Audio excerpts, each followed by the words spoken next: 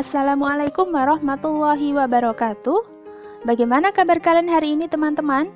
Semoga semuanya dalam keadaan sehat ya. Ustadzah harap semuanya tetap semangat belajar.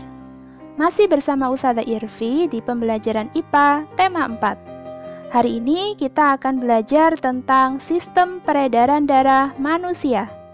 Sebelum belajar, kita baca dulu basmalah. Bismillahirrahmanirrahim. Selamat belajar.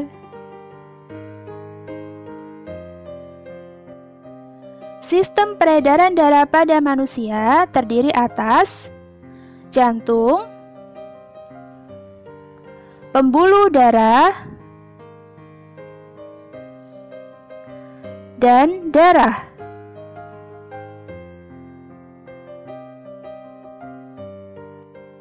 Jantung manusia terdiri atas 4 ruang, yaitu 1. Serambi atau atrium kanan, berperan menerima darah yang mengandung banyak CO2 dari seluruh tubuh. 2. Serambi atau atrium kiri, berperan menerima darah yang mengandung banyak O2 dari paru-paru. 3. Bilik atau ventrikel kanan, berperan memompa darah yang mengandung banyak CO2 ke paru-paru. 4. Bilik atau ventrikel kiri, berperan memompa darah yang mengandung banyak O2 ke seluruh tubuh. Ada 3 tipe pembuluh darah utama, yaitu 1.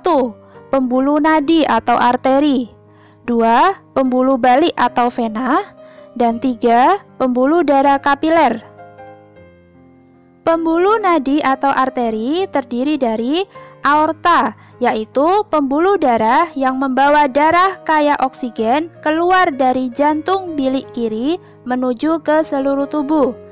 Dan arteri pulmonalis, yaitu pembuluh darah yang membawa darah kaya karbon dioksida dari jantung bilik kanan menuju ke paru-paru. Pembuluh balik atau vena terdiri dari vena cava superior, yaitu pembuluh darah yang membawa darah kaya karbon dioksida dari tubuh bagian atas menuju jantung serambi kanan. Vena cava inferior, yaitu pembuluh darah yang membawa darah kaya karbon dioksida dari tubuh bagian bawah menuju jantung serambi kanan. Dan vena pulmonalis, yaitu pembuluh darah yang membawa darah kaya oksigen dari paru-paru menuju jantung serambi kiri. Sedangkan pembuluh darah kapiler, yaitu penghubung antara arteri dan vena yang berukuran sangat halus dan langsung berhubungan dengan sel-sel jaringan tubuh. Berikut ini ciri-ciri pembuluh darah arteri dan vena. Pada arteri, dinding pembuluhnya tebal dan elastis, sedangkan pada vena tipis dan tidak elastis. Pada arteri, arah aliran dari jantung menuju organ, sedangkan pada vena dari organ menuju jantung. Pada arteri, letaknya berada di dalam jauh dari permukaan kulit, sedangkan pada vena dekat permukaan kulit. Pada arteri, aliran darah cepat, sedangkan pada vena lambat.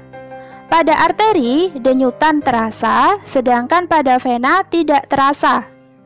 Arteri memiliki 1 katup di dekat jantung, sedangkan vena memiliki banyak katup di sepanjang pembuluh darah.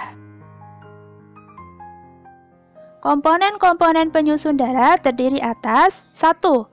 Plasma darah yang bertugas mengangkut sel-sel darah untuk kemudian diedarkan ke seluruh tubuh bersama dengan nutrisi yang lain. Dan 2. Sel-sel darah. Sel darah terdiri atas 1. Eritrosit atau sel darah merah yang berfungsi untuk mengangkut hemoglobin yang perannya juga sebagai pembawa oksigen dan juga karbon dioksida. 2. Leukosit atau sel darah putih yang berfungsi sebagai sistem pertahanan dan kekebalan tubuh, yakni dengan membunuh serta memakan mikroorganisme dan zat asing yang masuk ke dalam tubuh kita. 3. Trombosit atau keping darah yang berfungsi untuk membekukan darah ketika terjadi pendarahan atau luka. Secara umum, fungsi darah adalah sebagai berikut. 1. Mengatur suhu tubuh. 2. Mengedarkan oksigen ke seluruh tubuh. 3. Mengedarkan zat makanan dan zat sisa hasil metabolisme. 4. Melindungi tubuh dari bakteri dan virus. Dan 5. Mencegah hilangnya darah melalui mekanisme pembekuan darah. Darah beredar di dalam tubuh melalui dua sistem peredaran darah, yaitu peredaran darah kecil dan peredaran darah besar. Peredaran darah kecil yaitu peredaran darah dari jantung bilik kanan melalui arteri pulmonalis menuju ke paru-paru, kemudian melalui vena pulmonalis kembali lagi ke jantung serambi kiri. Darah yang menuju paru-paru mengandung karbon dioksida, sedangkan darah yang kembali ke jantung mengandung banyak oksigen.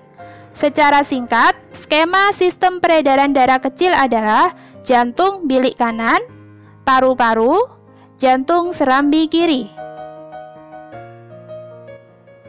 Berikut ini adalah simulasi peredaran darah kecil. Coba kalian perhatikan, bagian yang berwarna kuning itu adalah peredaran darah kecil.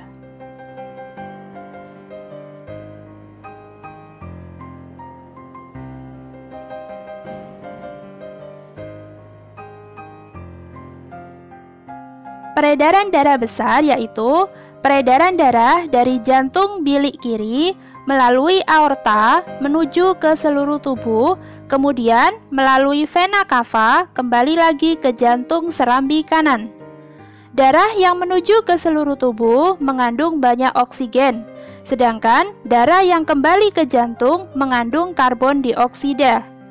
Secara singkat, skema peredaran darah besar adalah jantung bilik kiri, seluruh tubuh, jantung serambi kanan.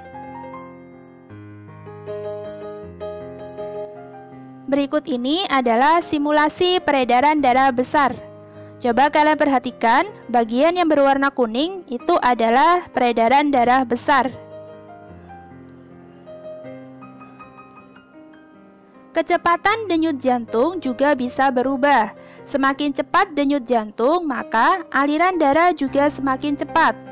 Beberapa faktor yang mempengaruhi denyut jantung antara lain suhu tubuh, aktivitas, usia, jenis kelamin, berat badan, dan kondisi kesehatan.